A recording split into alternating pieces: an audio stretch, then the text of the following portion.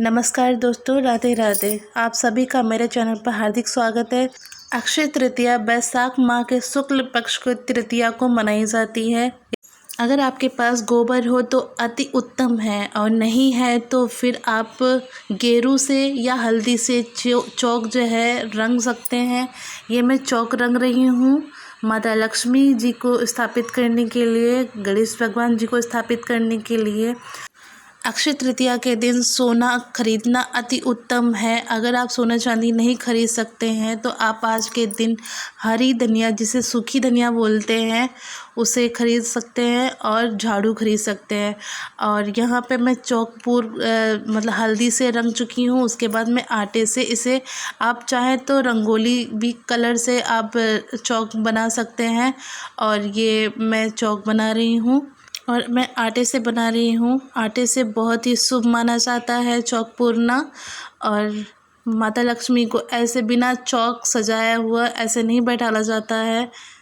अक्षय तृतीया की पूजा जो है वो शाम के टाइम होती है, 6 बजे से 8 बजे के बीच।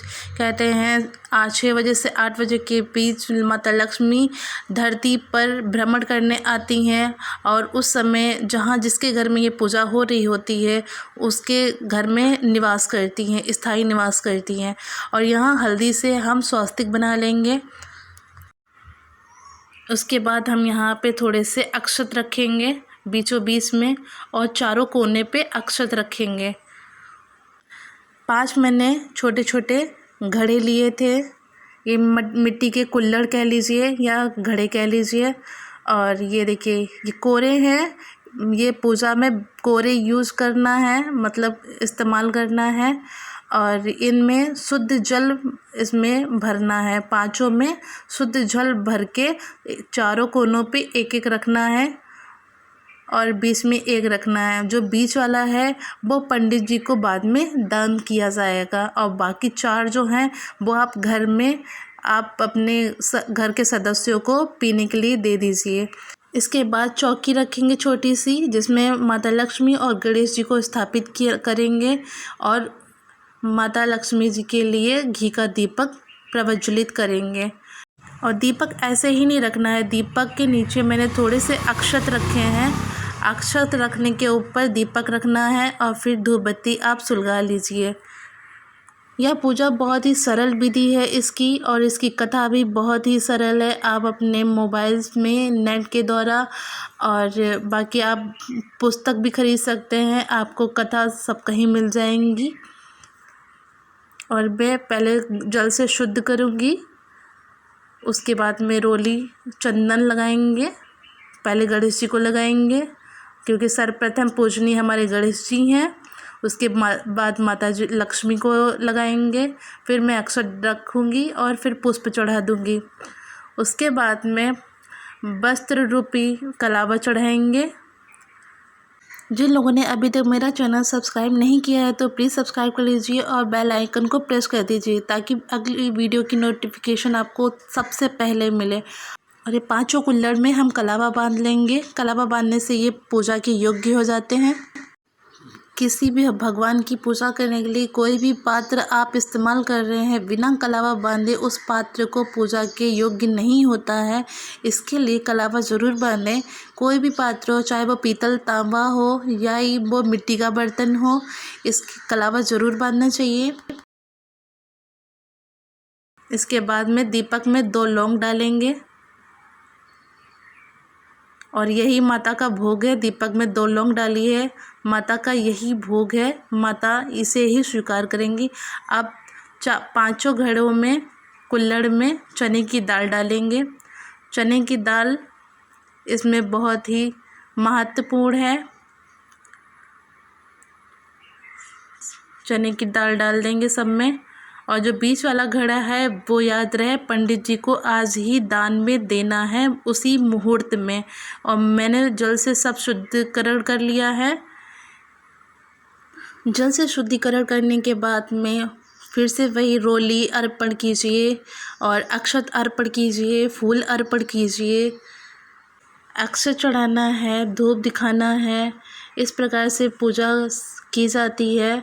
और यहाँ पे मैं मौसमी फल जो हैं वो मैं चढ़ाऊँगी 5 घड़ों पे, मतलब कुल्हड़ पे। और इस प्रकार से पूजा होती है। ये मैं केला चढ़ा रही हूँ। आपके पास जो मौजूद हो फल, जैसे कि आम और ककड़ी, खरबूजा, तरबूज, जो भी मौसमी फल इस समय जो भी हैं, ठंडे फल हैं, यही सब आपको आप अर्पण करना है। उसके बाद में और फिर जल चढ़ा दीजिए। 4 घड़ों पे मैंने केला चढ़ाया है और चने की दाल रख दी है। और ये सारे फल जो है, खरबूजा भी है, आपको पंडित जी को दान में देना है। बीच वाला घड़ा आपको पंडित जी को दान में देना है। बाकी जो 4 घड़े रखे कोनों पे, वो आपके घर में सदस्यों के लिए है, जल पीने के लिए। और उसके बाद मैं पूजा कर लूँगी झाड़ू की। और झाड़ू पे मैंने साबुत धनिया जो है वो मैंने चढ़ाई थी, चंदन पुष्प चढ़ाए और जल चढ़ाया, धूप बत्ती दिखाई। इस प्रकार से झाड़ू की पूजा कर लेंगे। और इस पूजा को जो भी विधि विधान से लोग करते हैं। और ये मैं सिक्का चढ़ा रही हूँ। ये सिक्का मेरे पास पुराना है। आप आज के दिन जो भी ख़रीदें हैं वो आप चढ़ा सकते हैं। सोना चांदी जो भी आप ख़रीदें वो आप चढ़ा सकते हैं, उसकी पूजा कर सकते हैं। और वापस में आप अपने तिजोरी में या अलमारी में कहीं भी आप रख सकते हैं। तो इस प्रकार से लक्ष्मी जी का निज निवास आपके घर में, आपकी अलमारी में, आपकी तिजोरी में हो जाएगा। और माता लक्ष्मी की कृपा आप पे हमेशा सदैव बनी रहेगी। आप इस पूजा को विधि विधान से अच्छे से कीजिए, मन से कीजिए। जो आपके पास श्रद्धा अनुसार जो भी चीज़ें आपके पास मौजूद हो, आप उसी में माता की पूजा खुशी खुशी कीजिए। और ये थोड़े से फूल और अक्षत लेकर मैंने कथा पढ़ के और माता के चरणों में डाला था। और इस प्रकार से हमारी पूजा हो गई है। और अभी थोड़ा सा बाकी है। मैं आगे आपको और भी चीज़ें दिखाऊंगी जो इस पूजा में बहुत ही कारगर होती हैं। और इस पूजा में अगर आप 1-2 चीज़ें नियम से कर लेंगे तो आपके घर में कभी भी धन की और किसी चीज़ की कमी नहीं होगी। आपके घर में हमेशा सदैव माहौल अच्छा बना रहेगा, वातावरण शुद्ध रहेगा। और मैंने एक दिए में 2 लौंग डाल दी है और इस हल्दी में मैंने थोड़ा सा जल डाला है। इससे मैं घर की सारी दीवारों पे स्वास्तिक बनाऊंगी, जिससे घर में हर नेगेटिव ऊर्जा बाहर चली जाए और घर में पॉजिटिव ऊर्जा एनर्जी जो है वो आपके घर में हमेशा विद्यमान रहे।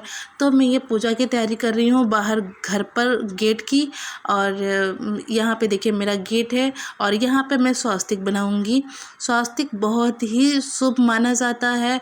और ये जहाँ जिस दीवार पे बना देंगे आपके घर का, आप देख लीजिए, ये खुद ही सारी चीज़ें आपके घर में अगर कुछ भी गलत है या कुछ भी ऐसा है तो हमेशा हमेशा के लिए ख़त्म हो जाएंगी।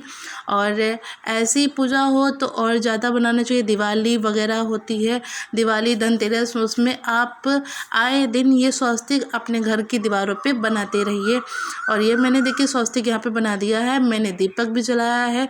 और लौंग का जोड़ा ज़रूर डालना है, ये बहुत ही ज़रूरी है दिए में। और ये तुलसी जी का मैंने दिया जलाया है, इसमें लौंग का जोड़ा नहीं डालना है। और ये मैंने घर की हर दीवार पे देखिए, किचन की, मतलब बस बाथरूम और टॉयलेट की दीवार छोड़ दीजिए, बाकी सारी दीवारों पे आप स्वास्तिक ज़रूर बनाएं। उसके बाद में आके आप पूजा की तैयारी कर लीजिए, आरती की तैयारी कर लीजिए और आरती कर लीजिए। इसके बाद आरती करने के बाद में माता लक्ष्मी को प्रणाम करिए और अपने घर में निवास करने के लिए उनसे प्रार्थना कीजिए, विनती कीजिए।